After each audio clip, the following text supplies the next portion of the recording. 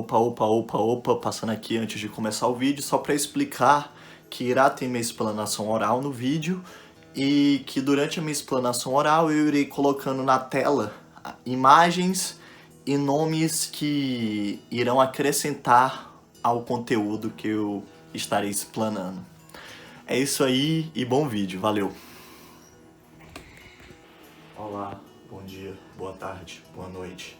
Eu não sei que horas esse vídeo está sendo passado para vocês, porém, com ele hoje eu irei apresentar para vocês o texto Liberdade antes do Liberalismo, de Skinner, que irá tratar sobre os temas de república e republicanismo. Esse texto, que é a forma escrita da aula inaugural que o Skinner deu na Universidade de Cambridge em 1997, ele, como professor de História Moderna também nessa mesma universidade, ele irá apresentar para nós a ideia de liberdade dos neos-romanos, que vieram se contrapor àquela ideia de liberdade a qual Hobbes colocou dentro do Leviatã. Mas antes de chegarmos tanto ao Hobbes, tanto aos neo-romanos, nós precisamos de antemão explicar qual o contexto a qual essas ideias surgiram. Assim, para explicar o contexto histórico, nós temos que ir para dentro da Inglaterra do século XVII, em que havia, primeiramente, dois movimentos, em que, de um lado, se tinham os defensores que o poder deveria estar na mão do monarca, e do outro, os defensores de que o poder deveria estar na mão do povo e ou dos seus representantes eleitos. E qual era a principal diferença entre esses dois movimentos? Claro que já notando que um defendia o poder na mão de X e o outro defendia o poder na mão de Y. Primeiramente, um dizia que a legitimação do poder como monarca estava nas palavras de Deus, estava nas velhas escrituras, estava na tradição. E o outro diria que o poder estava na mão do povo e que só o povo deveria saber quais os rumos que deveriam tomar para si. Também existia um terceiro grupo de pessoas que defendiam que deveria haver um equilíbrio entre o poder ser dividido na mão do monarca e entre o poder ser dividido também na mão do povo, tendo um equilíbrio entre esses corpos. Porém, entretudo, se surge uma nova ideia que começa com Hobbes em um Leviatã. Ele apresenta a ideia do Estado, essa ideia de Estado que nós conhecemos até hoje. Esse ser abstrato, essa coisa abstrata, melhor se dizendo, em que a sua representação, a sua pessoa que será mostrada para o mundo seria a figura do soberano. E que para Hobbes defendia, no caso, uma liberdade em que esse soberano e esse Estado iria ter que garantir unicamente as liberdades das pessoas poderem agir de acordo com a sua vontade, conquanto que elas respeitem as leis estabelecidas. O que isso quer dizer? Que o Estado e o soberano estarão lá para garantir com que as pessoas sigam a sua vontade e façam as coisas que elas querem fazer sem a interferência do poder coercitivo do Estado. Esse poder coercitivo do Estado serviria apenas para que, de uma certa forma, as pessoas elas aprendessem a lidar com as leis e aprendessem a ter medo das leis, e dessa forma elas fariam com que essa vontade interna delas que poderia existir de desrespeitar algo que a lei determina iria sumir, e no caso elas iriam seguir apenas as suas vontades reais, as suas vontades em que elas iam poder seguir o que elas procuravam sem mais a interferência coercitiva do Estado e ou do soberano.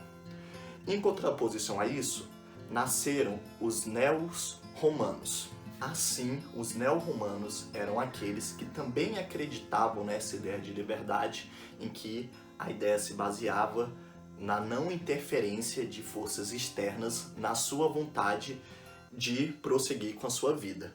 Porém, eles acreditavam que, para que essa forma de liberdade estivesse 100% garantida, era necessário que as pessoas vivessem dentro de estados livres. E o que seriam os chamados estados livres? Os estados livres seriam aqueles estados que seriam formados desde a sua origem e depois na sua continuidade com a formação de leis e com a eleição de representantes, por exemplo, em que tudo seria feito organicamente e em conjunto com todos os cidadãos, para que com isso se evitasse que tivesse algum elemento distópico que iria interferir de forma ilegítima na vida privada das pessoas. E, para que isso fosse plausível na prática, eles também defendiam que esse Estado deveria ser federado, para que se tivesse municípios e províncias ou estados federados, estados dentro de um corpo maior, que de forma micro representasse o que se fazia no macro e assim fosse plausível que isso continuasse. Dentro dos neo-romanos também havia uma divisão sobre como seria a formatação desse Estado. Alguns acreditavam que poderia sim ainda existir a figura do monarca, a figura da coroa, o corpo da corte. E que a existência desses corpos, dessas pessoas, seriam condicionadas por mecanismos constitucionais que evitassem que as suas vontades privadas interferissem na liberdade conjunta do Estado e das pessoas. Porém, existia um outro grupo que era contra essa ideia, porque eles diziam que mesmo que você bote esses mecanismos constitucionais, a mera presença da corte, do rei ou desses outros corpos monárquicos já era uma forma de ameaça a essa liberdade.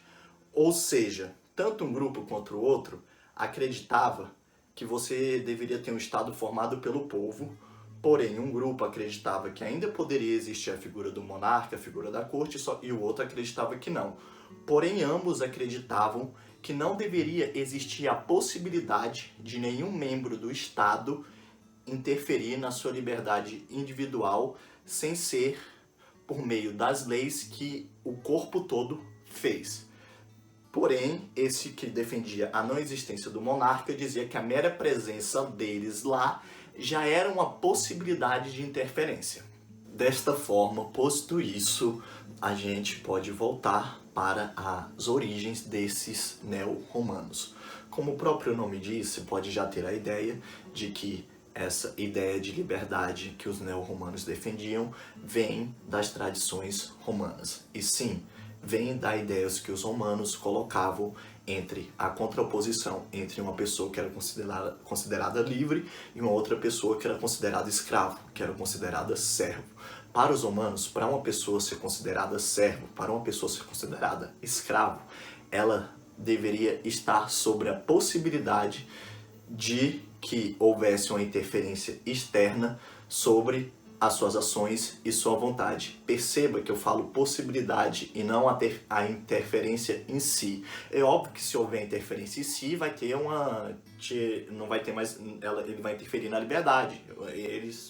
Eles tinham noção disso, mas eles também adicionavam a questão da possibilidade, diferente de Hobbes. O Hobbes, ele colocava que a liberdade em si era a não interferência. Se existisse a possibilidade que alguém interferisse, isso não era um problema conquanto que essa pessoa não interferisse. Já para essa ideia romana e dos neo-romanos, a liberdade ela deveria ser plena, não deveria existir a possibilidade de interferência. Existindo a possibilidade, você já não pode ser considerado uma pessoa livre.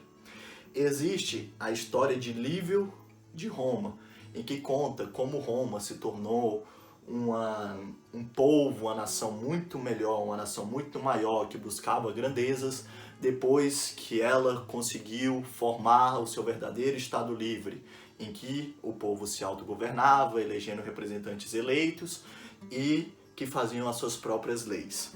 Também se pode ver essa ideia dos romanos no Renascimento, com Maquiavel, em que ele colocava que existiriam cidades livres e cidades não livres, em que as cidades livres seriam aquelas em que o povo se autogovernava e as cidades não livres seriam aquelas que seriam controladas por um outro povo, por exemplo, uma cidade colonizada, por exemplo, seria um exemplo de cidade não livre, porque essa cidade ela estaria sob a interferência e sob o comando de uma força externa, ela não estaria se autogovernando por si própria. Aí que a gente entra também em uma outra questão que precisa ser focada dentro da ideia dos neo-romanos, de que essa liberdade conjunta, essa liberdade do Estado conjunto era a garantia de a sua liberdade individual. Ou seja, relembrando, com essa formação do Estado, por meio das pessoas, e da lei, por meio das pessoas, iria formar essa liberdade conjunta. E por meio dessa liberdade conjunta seria a sua principal garantia da sua liberdade individual. Assim sendo, também se era colocado os perigos que essa noção neo-romana de liberdade poderia trazer. O principal perigo que os autores colocam é aquele aonde os representantes eleitos, ou algum dos representantes eleitos, com um âmbito de grandeza, com um âmbito de nação grande, de nação importante, que essa noção também trazia, faria com que, em busca de conquistas externas e nações externas às suas, se salopasse a liberdade interna do seu país. Com isso, com o passar do tempo, os autores foram começando a deixar de lado essa ideia de grandeza, essa ideia de dominação, que poderia acarretar na perca das suas liberdades internas. E começaram a focar mais diretamente nas suas liberdades internas, como faziam no começo e como se defende essa ideia de forma mais geral. É importante, nesse caso, colocar esse perigo que também era amostrado e apresentado pelos autores. Dessa forma, se pode colocar o que aconteceu com essas ideias a partir do século XVIII, com o advento do chamado liberalismo clássico. Quando o liberalismo clássico ascendeu, ele veio a criticar a ideia neo-romana, primeiramente por dizer que ela era muito utópica e que seria impossível se colocar essas ideias na prática, que seria impossível você construir um governo aonde as pessoas participassem tanto do seu processo de criação quanto do seu processo de continuidade, fazendo leis e elegendo representantes eleitos, por exemplo. Eles defendiam que se voltasse à ideia original de Hobbes, a noção de liberdade de Hobbes, em que a liberdade seria vista unicamente pelo seu lado negativo, ou seja, propriamente dito, a não interferência. Não havendo a interferência, você tem liberdade. Não há necessidade de o Estado ser formado pelas pessoas, nem as leis ser formadas obrigatoriamente pelas pessoas, e eles diziam que poderia haver um Estado com representantes eleitos que fizessem leis que interferisse mais na liberdade das pessoas do que um Estado em que tivesse um autocrata. Basicamente, era isso em que os liberais clássicos vieram a defender, e foi por causa dessa reinterpretação que foi colocada no século XVIII que até hoje nós temos como uma noção predominante, como uma noção hegemônica, essa noção do liberalismo clássico em relação à liberdade. Por fim, então, se pode apresentar o que o autor do texto, o Skinner, ele coloca como uma reflexão, em que ele diz em que os historiadores do pensamento, os historiadores da ideia, passaram muito tempo focando muito na interpretação e no estudo dos cânones do pensamento da teoria política, e que essa forma de estudo e que essa forma de se fazer história podia deixar de apresentar muitas coisas, podiam deixar de apresentar muitos cenários e muitos contextos pelos quais esses próprios textos cânones foram formados e pelos quais os textos anteriores a eles foram formados. Ele acredita que nós devemos fazer uma arqueologia da formação desses textos e dos seus antecessores, para que por meio dessa arqueologia se mostre os vestígios dessa formação para as pessoas. E ele coloca que, como Nietzsche fala na genealogia da moral, que as pessoas como vacas devem começar a ruminar essas novas ideias e, por fim, tirar suas próprias conclusões, fazer suas próprias interpretações, não se deixando levar apenas pela ideologia dominante, pela lógica dominante que foi estabelecida durante os séculos, que no caso seria representada por muitos desses textos cânones, que ele criticava a forma de se interpretar esses textos. Então, dessa forma, ficamos aqui com o final do vídeo. E é isso, muito obrigado e até a próxima.